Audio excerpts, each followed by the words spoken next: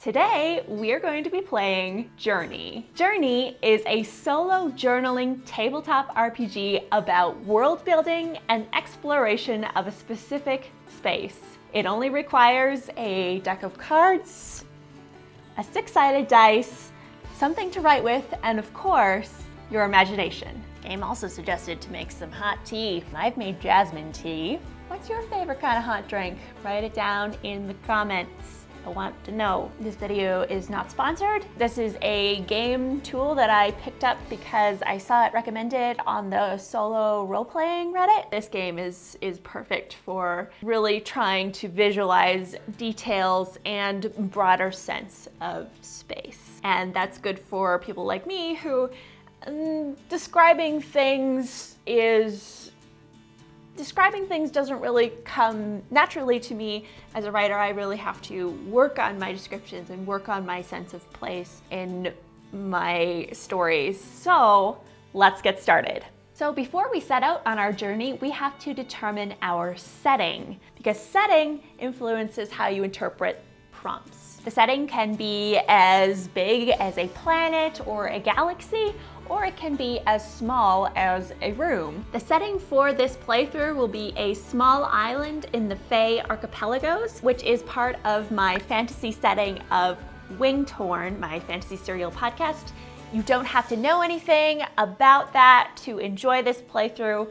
All you gotta know is that there are 2 sentient races in the world, humans and the Fae, kind of like fairies, basically. And there's a bunch of islands that the Fae people live on, and there's a lot of them that are uncharted, unexplored. And so this game, this tool is perfect for fleshing out those islands. Because who knows what's on them? Trees, rocks, water. Next, as part of our setup, we decide if we are going to take a physical form, which sounds very sort of ominous, I guess. You don't have to make a character to play this journaling game. You don't need any physical representation at all. Though I will say that having a character to see the world through will of course influence how you record the world, how you see the world, because no 2 people will have necessarily the same perspective on what they are seeing.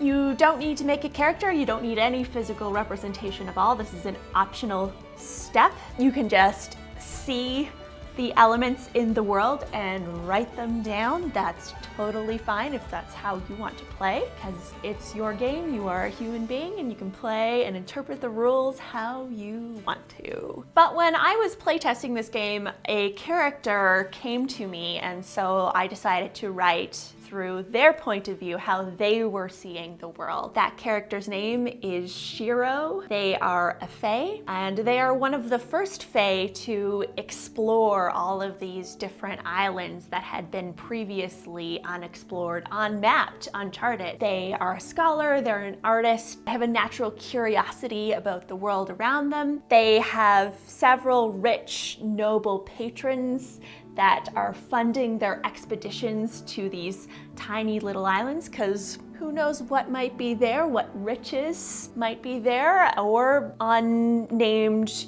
tribes or clans.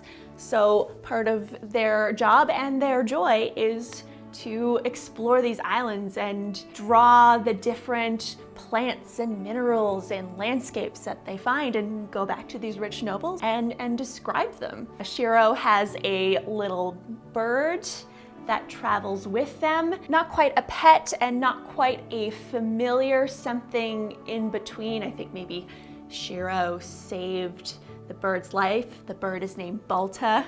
Anyway, this is a whole character that kind of came to me as I was doing my playtest of this game. You don't need to go this in depth, that's just me being me, but that's whose eyes we are going to see this world through today. And there's something about this character that they have a lot of hope and quiet excitement about the world around them, and that's also what kind of attracted me to record this for you. The next step is to determine the length of the journey we're going to do by determining how many waypoints there will be. The game suggests between 4 and 6. We're gonna do 5 today. Okay, so let's get started on our journey. Hi, are you going on a journey too? You're so pretty. Bye. First thing that we do is to determine our first waypoint, and we do that by rolling a d6 here on a list of 6 sort of descriptors of what this waypoint will be about. So I will roll 6, an individual. So that means as soon as Shiro arrives on the island, presumably by flying there, because they have wings, they meet a specific person, like as soon as they arrive. That is not what I expected. Okay, the way that we explore our waypoints is through aspects, sort of specific details of a waypoint. And we do that by rolling a 6-sided dice to determine how many aspects a specific waypoint has, and we draw that number of cards from our deck here. And then we reveal them in order to fully describe the encounter or the details of the place. Let's roll and see how many aspects about this encounter with this individual, please. 2. So I'm gonna draw 2 cards from my deck here. I'm gonna place them face down like this. By the way, this is like the only deck of cards I have. It looks like somebody spilled coffee on them, but that's just the grungy nature of the art. Definitely did not spill coffee on this deck of cards. So we are ready to explore the first aspect. I don't have a sense of what this island looks like, and you can describe it. I much rather would see what this first waypoint is, and then from there create an environment around this person. So we'll kind of see what's going on here.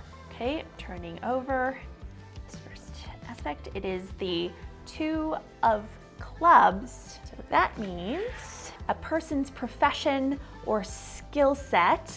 All right. Journey also has a list of suit modifiers. The clubs means this aspect seems to be particularly important for this waypoint in some way. Okay, so Shiro arrives on this island.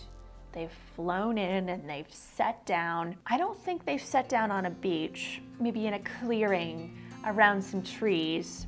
They happen to encounter somebody in the trees. I think it is a woodsman. Oh, you know, it would be cool if this person they encounter gathers fallen branches, anything that has been naturally felled. They gather it for art.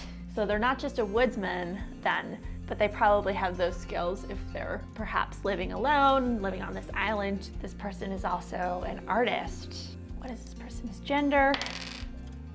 It is a woman. So I think then Shiro would land on this island. They encounter this woman pretty much immediately. She's probably surprised that someone else is here on this previously unvisited, probably, island. She's in the middle of picking up recently fallen branches, sort of examining the moss on the ground, just looking for elements that she can make her art out of. And this would come out of a conversation that Shiro would have with her. Yeah, that's nice. All right, what's the second thing that we learn about this person on this island?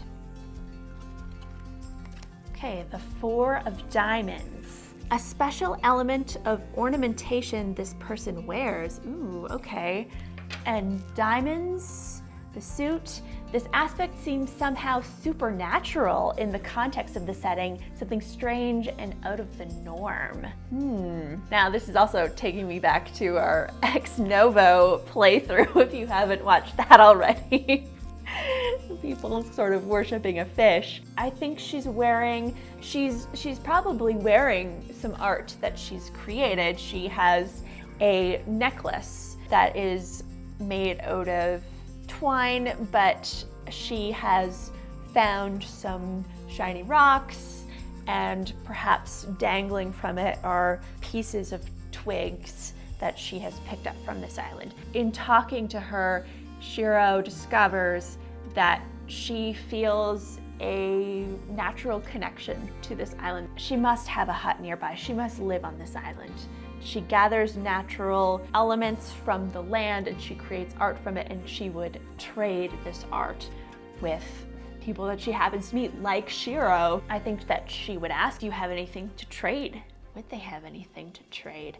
I think Shiro would have some kind of currency, but that's probably not going to be of much use. I think that they would have some rations, some food on them for their journey. So as a memento of meeting this person who happens to live on this island, they trade a bit of their food for, I think she would have some of her art just on her person. She might even make it out in the woods, not just at her hut, but maybe as she's traveling around. She gives them a bracelet that she's made, sort of a dangly bracelet. It has little twigs hanging off it, maybe a little bead that she's fashioned here and there between the twigs, and they trade. So once you have completed exploring your waypoint like we have, you write out a postcard description of the place or the experience that you have had. The idea being that you are sort of writing home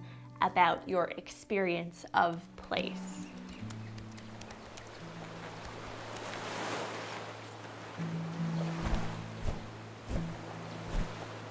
Upon arrival in a sunny clearing at midday, I encountered an artistic forester living in a nearby hut.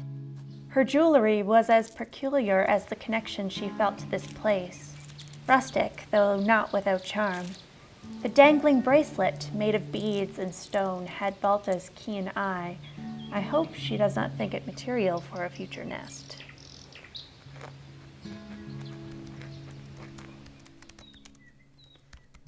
What you'll see throughout this playthrough, I draw cards and I interpret, so I'm not necessarily deciding. When I arrive at the waypoint, I see a house. I allow the aspects to paint me a picture, and then I fit that into the grander whole of what Shiro sees. That might not make a lot of sense, but I think it will once you watch. That's just how I play. I like to let the prompts give me a spark of inspiration of what is happening, and then from there I build the scene. We watch this artist sort of wander off again into the woods as Shiro sets their sights on the next point of interest, which is, we will roll to determine. We will put aside the first cards we used.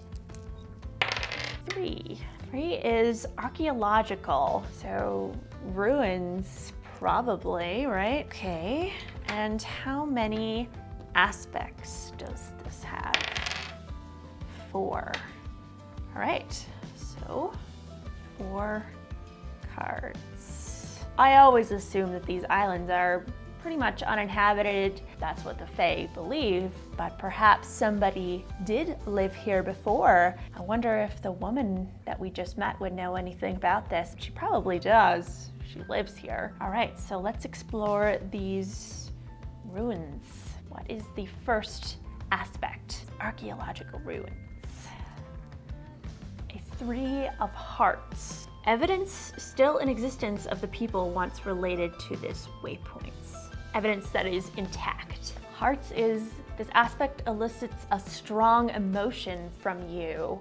Oh, okay. I think this is a village.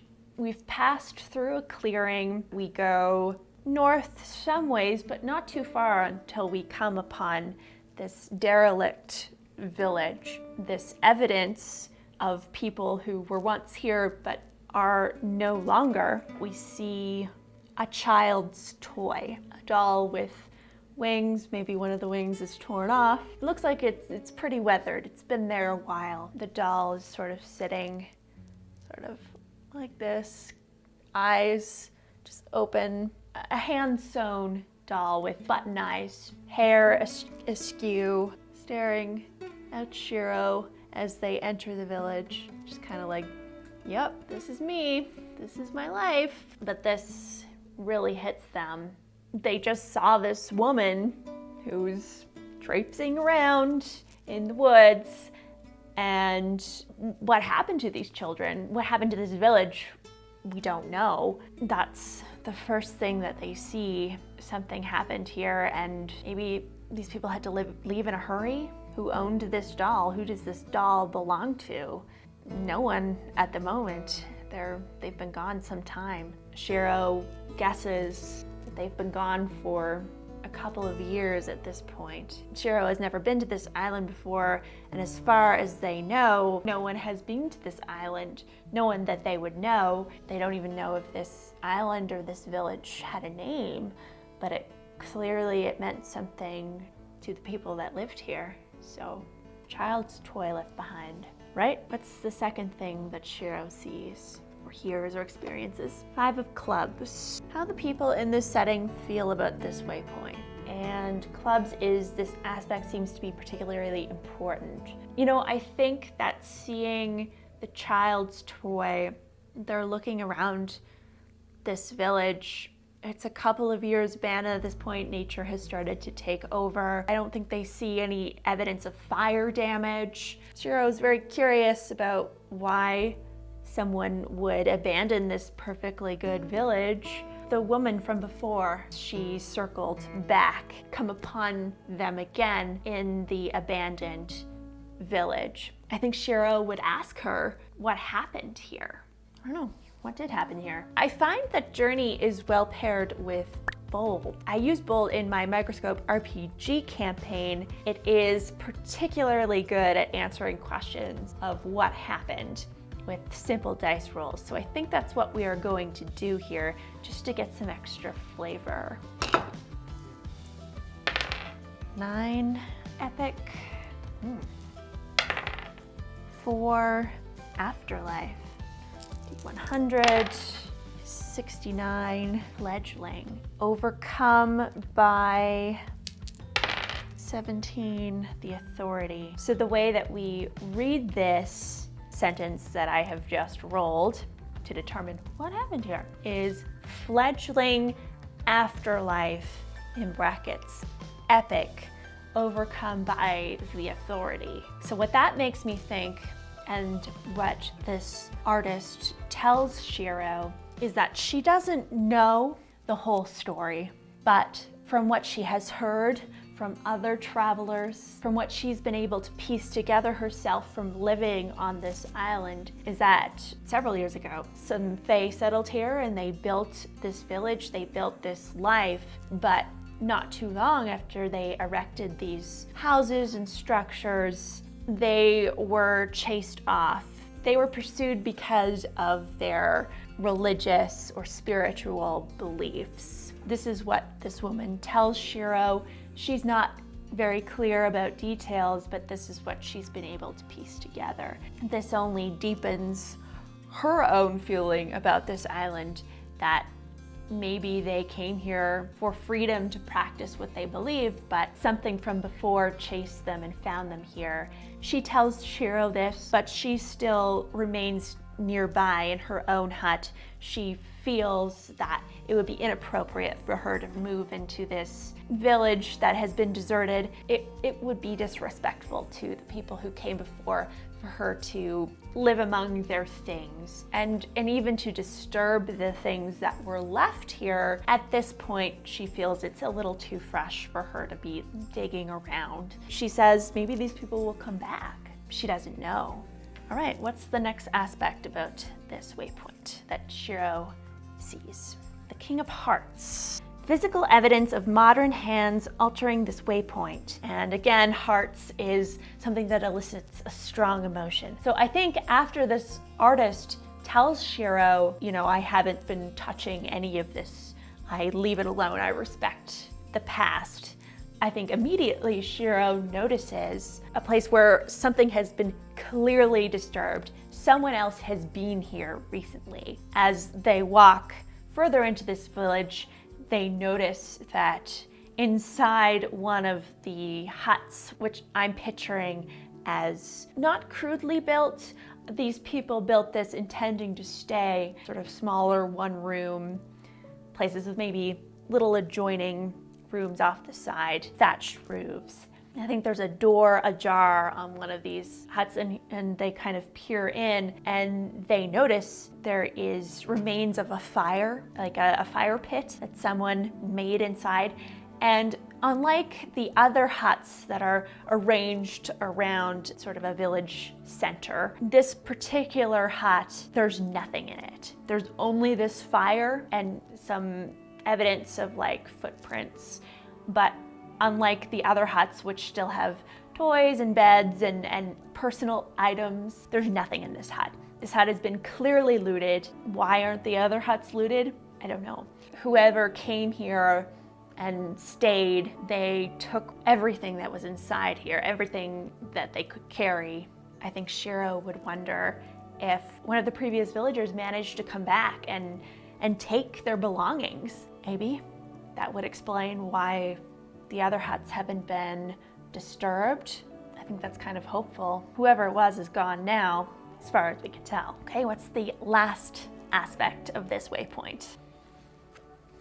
The Four of Hearts. The feelings that this waypoint evokes. Hearts, again, is a strong emotion. This is a very emotional village. I think as Shiro is making their final rounds of the village, taking notes, drawing these huts, and maybe peppering the woman with a few more questions about what she would know about this abandoned village, Shiro also notes that this woman is keeping her respectful distance from the village. She does not enter the village properly as they have. They feel a bit guilty for coming into this space. Even though their job is to document, I think they feel a sense they've dug up maybe a little bit too much of the past, even though they haven't touched anything really, they haven't taken anything. Just being here, I think Shiro suddenly feels a sense of like, I should leave this place alone as quickly as I can, just to respect well, we don't know if they're dead. I don't think Shiro has seen any bodies. Whoever was here has escaped. Someone has clearly come back for their things. Without seeing any bodies, I think Shiro feels this sense of like, I should leave this place alone. I should document what I've seen, and then I should quietly leave. I think this artist would also prefer if I left. So I think Shiro makes their final notes of the place, and then they gracefully step out of the abandoned village. I will not linger long in this abandoned place. Perhaps those who escaped before will return to find paradise again. My notes on their home shall be tucked away so their enemies will not pursue them.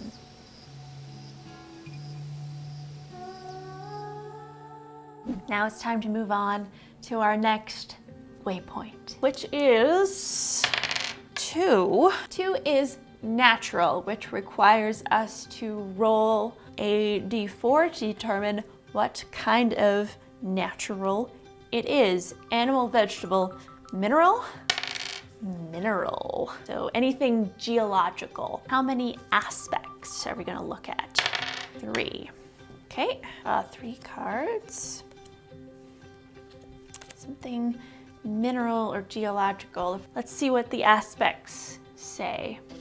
The 2 of diamonds. The texture of the materials that make up this formation. Diamonds is, again, something supernatural or out of place about this aspect. Shiro moves away from the village. I wonder if the woman is still nearby. I think that they can hear the woman off in the distance. Likely the woman is keeping an eye on Shiro to see what else they're going to disturb. I think as Shiro moves away from the village, the ground slopes, and Balta, the bird, surveys the areas, sort of just flying around, and that's fine with Shiro. Balta always comes back. Shiro is climbing as the terrain slopes upward, and they notice that a rock face has emerged from the landscape, and they hear a river, but they can't see it at first. But as they're kind of climbing, this rock face comes into view before them, and this river, this small stream, really not much of a river, has emerged and is now trickling down in a kind of waterfall before them into this small pool. As the water hits sort of this mossy rock face, that it is particularly shiny, almost as if the rock face is made of some kind of glittery gems. Shiro approaches this as cautiously and carefully as they can to sort of touch it, and feels the grittiness of the rock face and feels it between their hands. It feels almost soft, like a charcoal, and they rub it between their fingers and kind of dust it off, and it leaves this sort of glittery residue on their fingers. What else does Shiro notice? The Jack of Spades. The Jack is stories and legends told by people in this setting involving this formation. And spades is, this aspect is surprising to you in some big or small way, something completely unexpected. Well, I think that the rock face being sort of soft and its minerally texture is surprising. As Shiro stops at this small, I don't know what to call it, it's not really a waterfall, but it is sort of a trickle, a water trickle into this tiny little moon pool, or this tiny little pool. The woman emerges again from the woods. Perhaps she settles down by the pool with her collection of twigs and natural things. I think Shiro asks her, what can you tell me about this rock face or this pool? I wonder if it's naturally occurring. I think Shiro notices around the pool, it does seem like somebody has arranged rocks to be a seating area around the pool. It's not going to be very big, sort of like a sink basin almost. And I think the woman sits there to tell him. What does she tell him? What is the story and legend about this place? Probably stories and legends held by the people who abandoned their village. Let's use Bold again to tell us a story. So Bold tells us 5 factional, 5 again, holdings factional, D8 regular holdings factional overcome by a strong attribute. So we read this as regular holdings, in brackets, factional, overcome by a strong attribute. From what she has heard about this place, the people in the village did in fact arrange these stones around this little pool. This little water trickle basin wasn't particularly anything of note to these people that she can tell, but she has heard this glittery, soft rock charcoal. She has seen this before in markets on neighboring islands. The people who chased away the villagers, they in fact did take a substantial amount of this glittery rock, thinking that it would be strong like a diamond. When it crumbled away in their hands, these pursuers, they kind of left it alone. And I think she points to nearby where Shiro can see that there is in fact clumps, and they go over to inspect it. And as they see the rock face sort of from further away,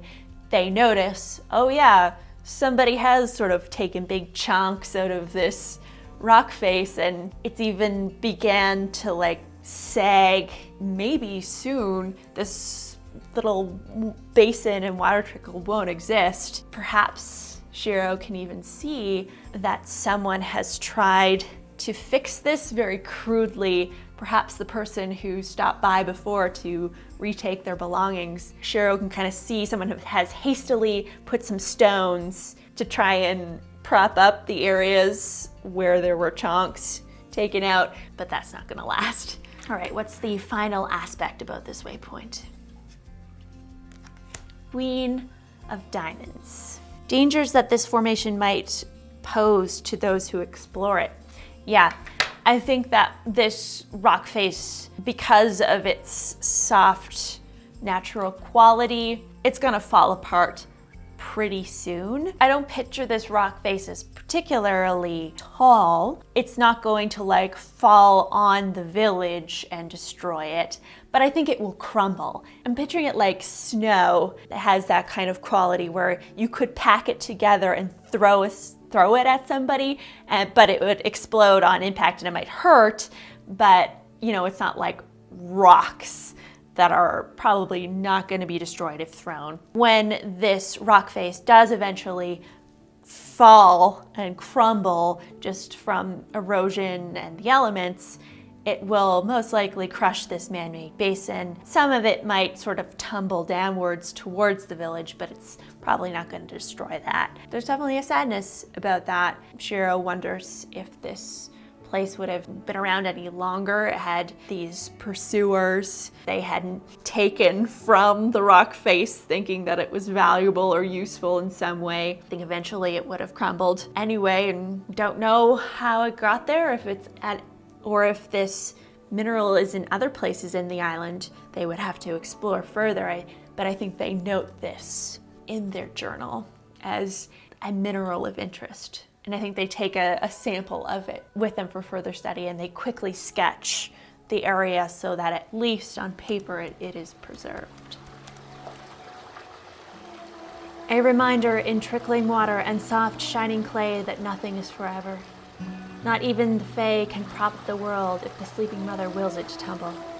And so, as you have done, I move on. All right, now it's time for waypoint number 4. Roll our d6 and see what this waypoint is about. 5, social. All right, and how many aspects will we notice at this waypoint? 3, somewhere social. Well, we already have an abandoned village, which I guess is the opposite of social. I don't get the feeling that these people would have come back and established a new place, so maybe this is a new group of people. See, our first aspect of this waypoint is the 9 of Spades. Smells that fill this waypoint when it is being used or gathered in by people. So the first thing that Shiro notices about this place is the way that it smells when it is being used by people. And clearly it is populated. You've had crumbling water basin. We have an abandoned village. We have a woman who lives here on her own and seems to be knowledgeable, but also seems to have told us that nobody else really lives here that she is aware of. Something that's coming to me, I guess, would be the smell of a campfire. That's the most obvious smell of a gathering place, other than, you know, the smell of cooking. Oh, you know, I wonder if this is the campsite of the person who returned to take their things. Why would they have a campfire in the house and then another campfire?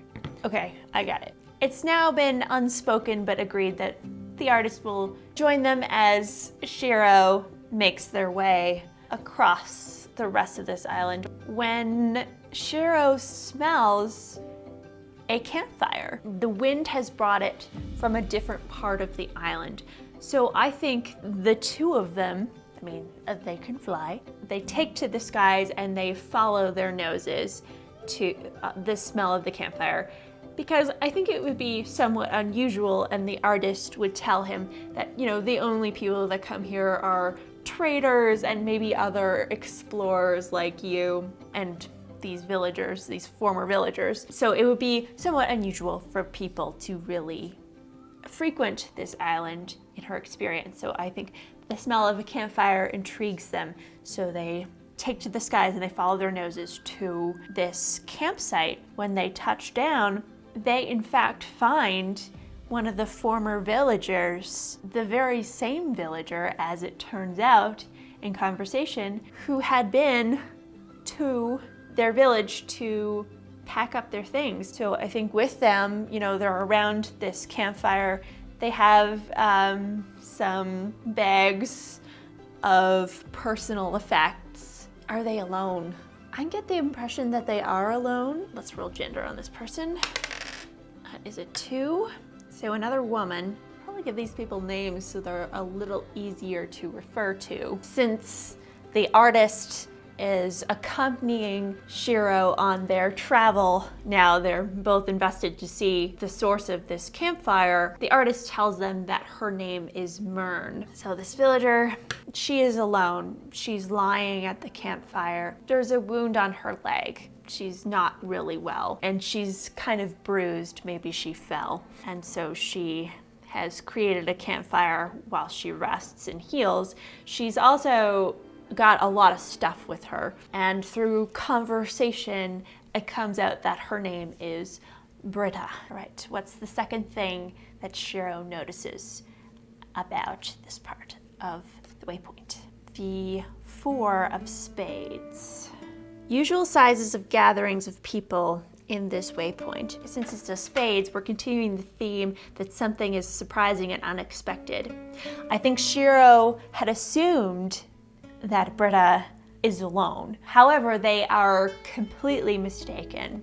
As Shiro and Myrn sort of settle beside Britta and offer their assistance, several other fae come out of the trees into this clearing where this campfire is. There are in fact other people with Britta. They proceed to tell Shiro this clearing that they are in, while it might look very ordinary to Shiro and perhaps to Myrn, who is probably very excited that she has found these villagers. The former villagers tell Shiro and Myrn that this particular clearing used to be a waypoint, if you will, a regular stopping place for visitors to the island, a regular resting spot. This particular clearing has a special significance to these people. There is in fact similar stone arrangements as there was at the basin back at the strange mineral rock face. There is a similar arrangement of stones around the fireplace. Now these stones look older. I think they're engraved with some peculiar markings. This was, and sort of still is, a official resting stopping place for people of this village who have their particular faith. This is a place to stop and heal and reflect before they go on with their duties. But because Britta was injured, they have stopped here before they leave the island, perhaps for the final time, with the reminders of their former life here. I think that these former villagers tell Shiro and Myrn, there was 30 of us who originally came here. We are looking for the others, but this is all we have found so far. It might be all that we ever find. And Shiro looks around the clearing. They count about 6 people. Where the others are, who knows? What else does Shiro notice about this special resting place? The 5 of Hearts. What this waypoint is like when people are not currently present. And it's the hearts, so it's something that elicits a strong emotion. I think this looks like an ordinary, kind of like a campsite. The former villagers are quite guarded. They don't, they've been pursued. So they're not super open with Shiro about their beliefs and their village life here, because Shiro is just taking notes. They are keen to know, but respectful that these people are being very cautious. Along with the rocks around the campfire, there are 4 sort of matching stone constructions, like an Inukshuk kind of. Stones piled on top of each other in a particular way. And I think these stones have similar markings on them in the 4 cardinal directions. Shiro sort of draws them out. Shiro sort of deduces that the stones that point south are the direction of where their former village was, so perhaps they had planned other villages, other settlements that just did not come to pass, and that's what these stones represent. These former villagers have taken pains to cover, and actually are currently covering up these stone markings, and even the fire. Shiro imagines that once this fire is out, they will cover it up so that when they're gone, no one will know that they were there.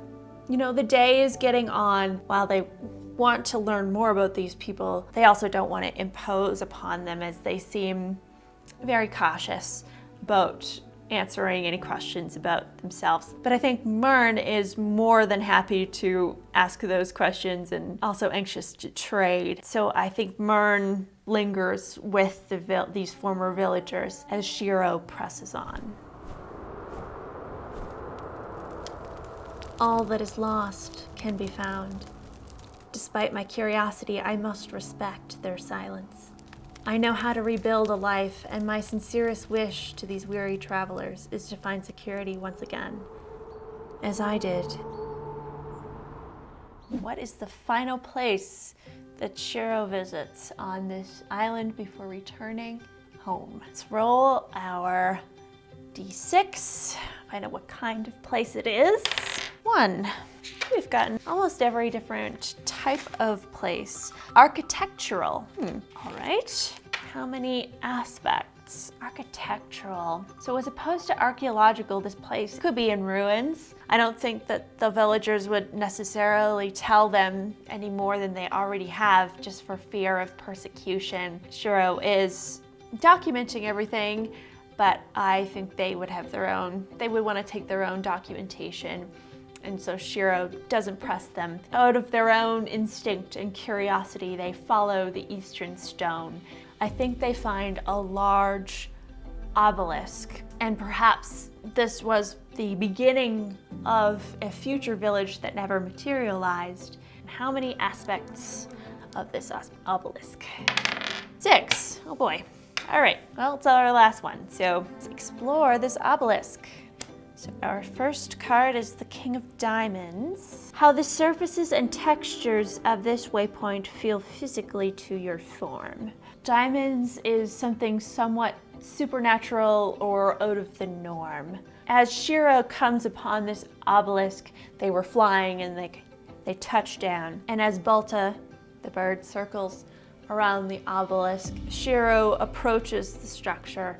And once again, they are caught off guard by this shiny, glittery material. They're a little confused because we saw this glittery material, well, it can make up a rock face and stand for some amount of time. This obelisk seems to be sturdy and intact, and they place a hand on it and feel the grittiness of it, but it seems quite firm.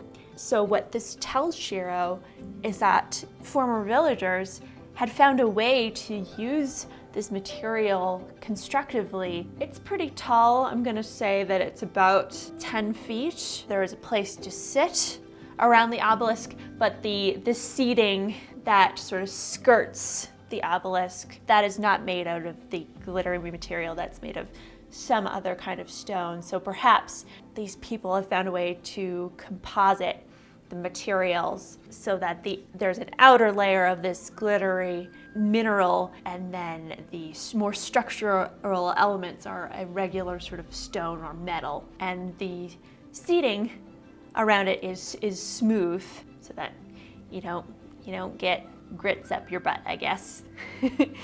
All right, what's the second thing that Shiro notices? The Ace of Hearts. The materials this waypoint is primarily made of. So we have established the materials that make this obelisk are the glittery charcoal rock material that is affixed, as Shiro sort of very, very gently sort of rubs a finger to check.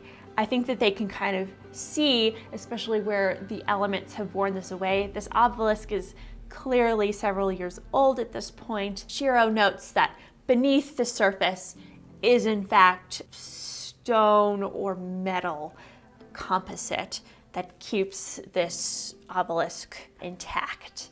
And the seating area is reinforced by stone and metal. Okay, the third aspect, the Two of Spades. 2 is the age of this waypoint, and spades is something surprising. There is a plaque mounted to this obelisk. You know, the village that they had visited, the villagers had abandoned it a few years ago, and they really were not in this place for very long, less than 10 years, I'm gonna say. On this plaque, Shiro can make out some writing that indicates this obelisk had been erected around 10 years ago. I don't believe it would say very much, just that this obelisk was erected in such and such a year 10 years ago. The sign says future site of, but then there's like a blank spot because the settlement or whatever they were gonna put here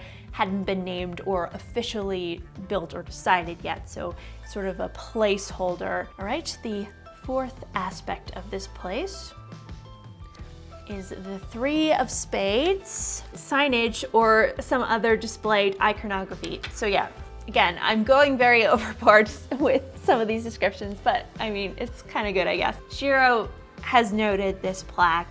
They have noted that it says when the obelisk was built, that it was built as a sort of stand-in to be like DBD, settlement here, detailed iconography. I think that there's a symbol that has been reoccurring on the stones at the basin, the stones in the campsite, resting place. I think that there are symbols that outline this plaque that have what Shiro can assume is religious significance, or perhaps like a religious magical protection, and Shiro sketches them very quickly once again in their notebook. The fifth aspect is the Five of Diamonds. Originally intended use or purpose of this waypoint. I think that there's something else here too. Shiro sits down on the seating around this obelisk. There's a significant gap between the plaque and the obelisk itself. And at first Shiro thinks, oh, this is just worn by weather, but no, in fact, as they sort of put their finger in between to sort of gauge the distance, it is in fact on some kind of hinge. It sort of creaks down like this. There's a little hidey hole, a secret compartment in this obelisk. What would be inside, I wonder? It would be funny if there's just a bunch of weed in there. No. As they open the little compartment area, whatever's been in here has been burned, and Shiro is concerned. But upon closer inspection, this is not exactly just an obelisk, but there is a very small flue. It is actually a chimney of sorts built on the inside. These people lit small little fires burning incense or some kind of herbs on the inside of this obelisk as a kind of offering. As they fly up to inspect the top, peering closely, they can see that there is a small hole for smoke to escape. Shiro notes the inside of this compartment. This had not been done very many times, perhaps denoting that to burn incense or herbs here is a special occasion, or because they hadn't settled here for very long, they just never had the chance, or perhaps these herbs had been burnt here once to kind of consecrate the area. No one has burned anything or made any kind of offering here for a long time. All right, what's the final thing we notice about this obelisk and area? The Eight of Hearts. How people in this setting feel about the waypoint. Former villagers are not here, but clearly they would have felt that this is, once again, sort of a sacred area, a representation of what they've lost or what future that they've been denied. I think that Shiro hears Myrn approaching once again, her trading and business finished with the villagers. Myrn is impressed by this obelisk. She tells Shiro that she has seen another obelisk like this one. She hadn't really made the connection that these villagers had built this obelisk. I don't know if she gave it much thought before, but I think in talking to and meeting these people that had built this village that was now abandoned, I think that she feels a renewed reverence for this island, for her artistry here. This makes her feel that she's going to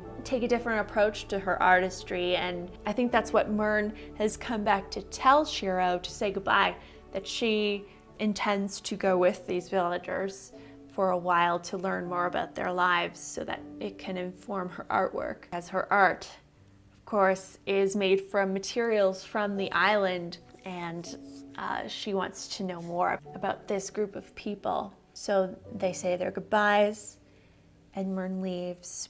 And a cold wind has picked up, and Shiro takes that as a sign that it's also time for them to leave. But not before writing down some final thoughts. It continues to surprise me what I can find by sitting quietly with a curious eye. While the obelisk boasts of a future that will never come, and the sleeping mother washes away its shine, the interior will remain as a testament to their ingenuity, proof of life, if not here, then elsewhere.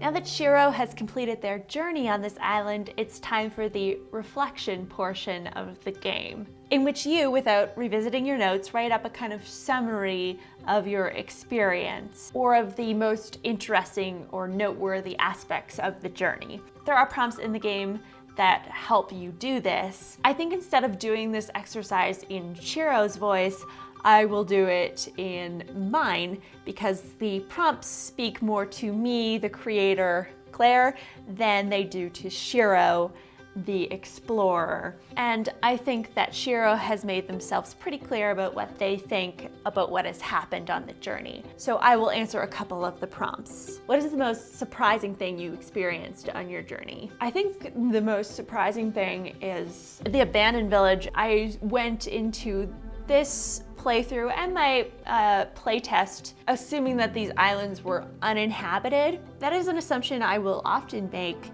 about places and things, and it is very easy for me, Claire, the creator, to forget that things continue to exist even if my protagonist has never been there before. It is an active reminder that there are other things happening in other parts of the world, and just because you've never been somewhere before doesn't mean that things are happening, have happened, or will happen in any given location. I made the assumption going to these islands that we probably would find some interesting rocks, but in fact there was a whole culture here that is sort of at an end and perhaps seeking a new beginning, and that is far more interesting than any glittery rock that you might find. Another question is, if you could revisit any of the waypoints from this journey, what would they be? Returning to the village in 10 to 20 years time would be interesting. It would be interesting to know if any of the descendants of these villagers return to the village to try and rebuild, if they ever escape persecution, if they manage to feel safe enough to return to this settlement, or if they are slowly, piece by piece, moving aspects of this settlement, of their way of life on this island, to a different place where they feel more safe. That would be interesting to explore further. If you have enjoyed this playthrough of Journey, you might also enjoy this playthrough of Ex Novo, which is a city building game with dice, which you can click here to watch. Or you might enjoy my Microscope RPG solo campaign, which uses Microscope RPG and a bunch of other solo tools. Thank you so much for watching, and I will see you all again next time.